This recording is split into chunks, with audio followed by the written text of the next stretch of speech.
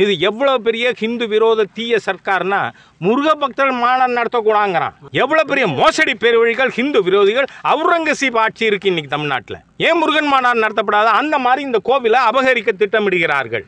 இது தப்பு. உங்களுக்கு என்ன அதிகாரம் வந்தது? போய் ஒரு சர்ச்சை கையகப்படுத்துங்க, ஒரு மாஸ்கை கையகப்படுத்துங்க. அவங்க 13 வருஷம் முன்னாடி கும்பாபிஷேகம் பண்ணியிருக்காங்க ஊர் மக்கள். நீயா பண்ண? அறநிலையத்துறை பண்ணிச்சா? அதுவும் இப்போ பார்த்தீங்கன்னா இந்த சேகர் பாபு பேச்சு ரொம்ப ஜாஸ்தியாக போச்சு. வர வர பைத்தியமாக ஆகிடுது. என்னை போய் 7 நாட்டான் சனிங்கிறான். ஆமான்றேன். சனிக்கு என்ன தெரியுமா குணம்? இதெல்லாம் சொல்லியிருக்கேன். வரவு செலவு கரெக்டாக, அதாவது பாவ புண்ணியங்களை கரெக்டாக கணக்கு போட்டு தீர்ப்பு கொடுப்பான் சனி.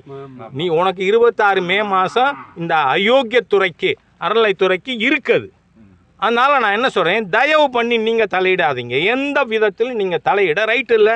நீங்கள் என்ன இப்போ திடீர்னு இந்த காசிநாதன் சொன்னால் உள்ளே வந்து நுழைவீங்களா?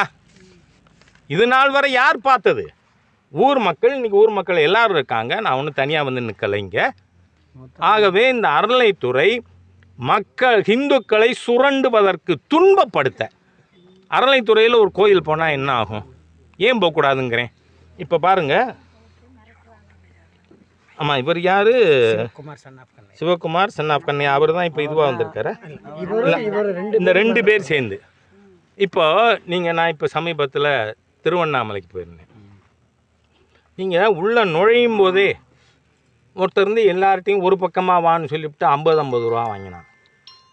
இது என்னப்பா காசு?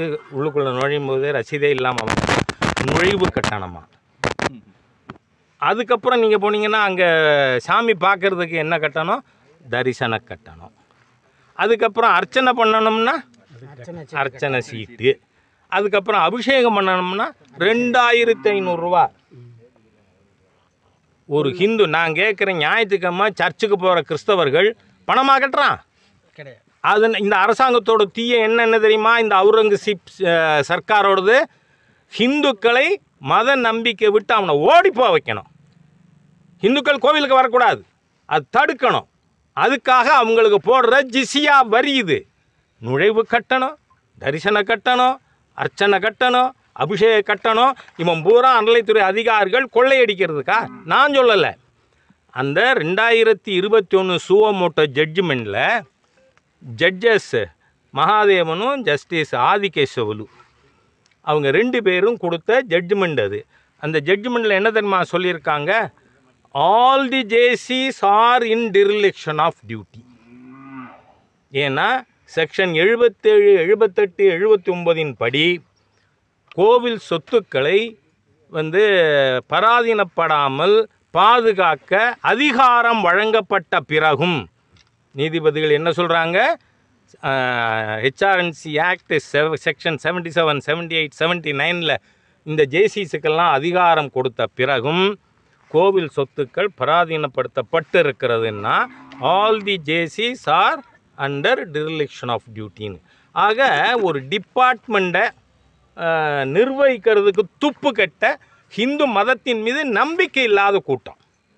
ஏன்னா முருகன் மாநாடு மதுரையில் நடத்தும் பொழுது முத்தமிழ் கடவுள் முருகன் மாநாடுன்னு அதில் ஹிந்து மதத்தை மலேரியா டெங்கு கொசு மாதிரியாக அழிப்பேன்னு சொன்ன ஹிந்து விரோதி துரோகி உதயநிதி ஸ்டாலினை கூட்டின்னு வந்து நீங்கள் நிறைவு உரையாற்ற சொல்கிறீங்க.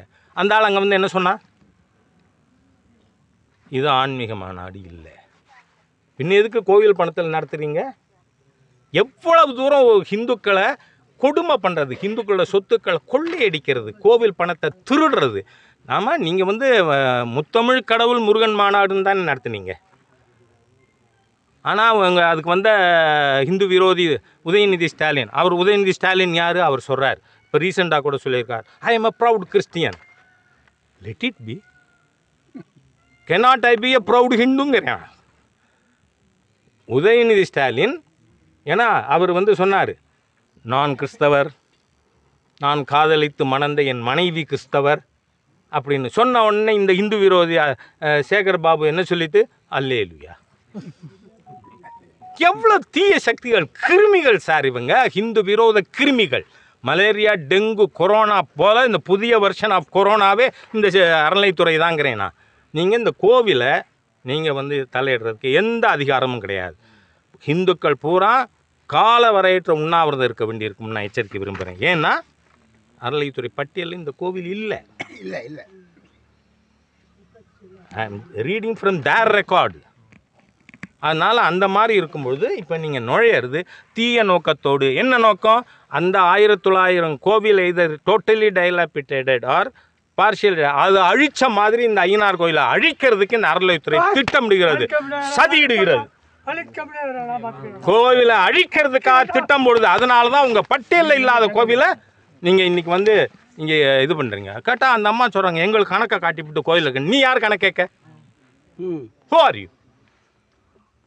கோவிலில் கிராமத்தில் ஐயனார் கோவில் இருந்தால் நீ வந்து நாட்டாமியா? தைரியம் இருந்தால் இந்த அறநிலையத்துறை ஒரு சர்ச்சை கையகப்படுத்திட்டு இந்த மாதிரி பேசு, ஒரு மாஸ்கை கையப்படுத்திட்டு பேசு. ஹிந்து விரோத தீய சக்திகளை அவுரங்கசீப்பின் அடுத்த அவதாரமே இந்து கோவில்களை கையகப்படுத்துறத அனுமதிக்க முடியாது. அதனால தான் ஏற்கனவே பாரதிய ஜனதா கட்சி 26ல் தேசிய ஜனநாயக கூட்டணி அரசு வரும், அறநிலைத்துறை எடுக்கப்படும். நான் வந்து உங்களுக்கு உதாரணமே சொல்லிட்டேன். அங்கே கிருஷ்ணன் கோவிலில் இருக்கிற வயக்காட்டு ஆஞ்சநேயர் கோயில் நீங்கள் 15 வருஷம் நில் டெபாசிட், 3 வருஷத்தில் பரம்பரை தர்மகர்த்தா 3,30,00,000 அதனால் ஹிந்து மதத்தை அழிப்பதற்கு ஒழிப்பதற்கு கோவில்களை அழிப்பதற்காக இருக்கின்ற இந்த அறநிலைத்துறை டிபார்ட்மெண்ட் நோ பிஸ்னஸ் ஹியர். இதை தொடக்கூடாது, இங்கே நுழையக்கூடாது. நன்றி.